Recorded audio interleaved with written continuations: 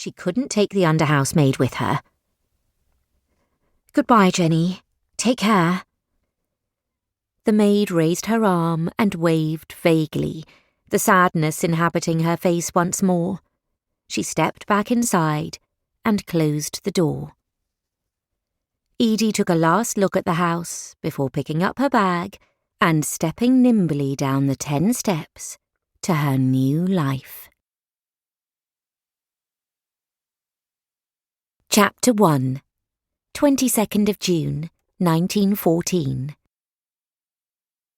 A mixture of nerves and excitement filled Edie as the gas towers came into view.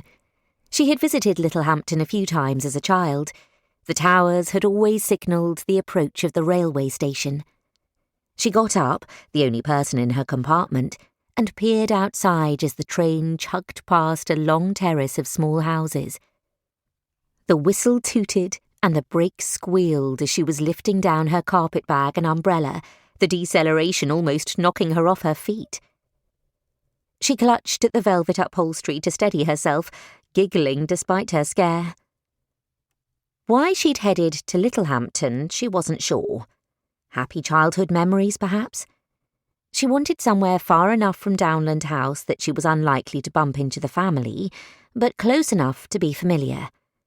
A small village wouldn't suit, yet neither did she want to be anywhere too large. There were shops here, and businesses requiring staff, and plenty of middle and upper-class families in Beach Town needing servants. The prospect was daunting, yet the freedom was exhilarating. Oh, how she'd longed for that freedom all the time she'd lived in Downland House. The train clattered to a halt. She let herself out of the compartment and into the corridor, but struggled with opening the door onto the platform. A young porter came to her rescue, smiling and tipping his hat slightly as she stepped out. "Welcome to Littlehampton, miss.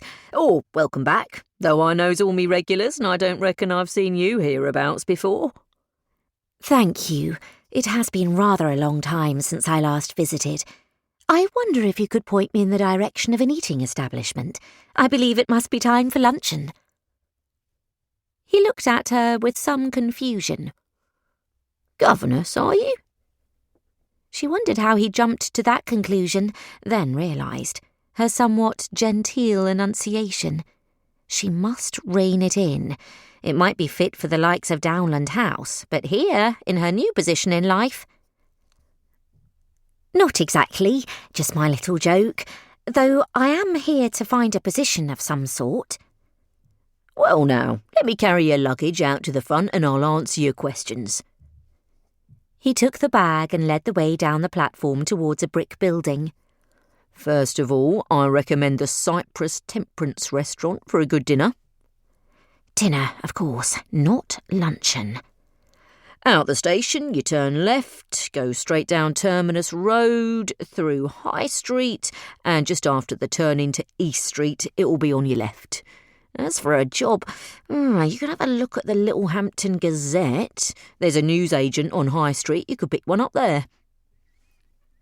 As they walked, she unclipped her crocodile skin handbag, something Freddie had given her, and which, in hindsight, she should have left behind.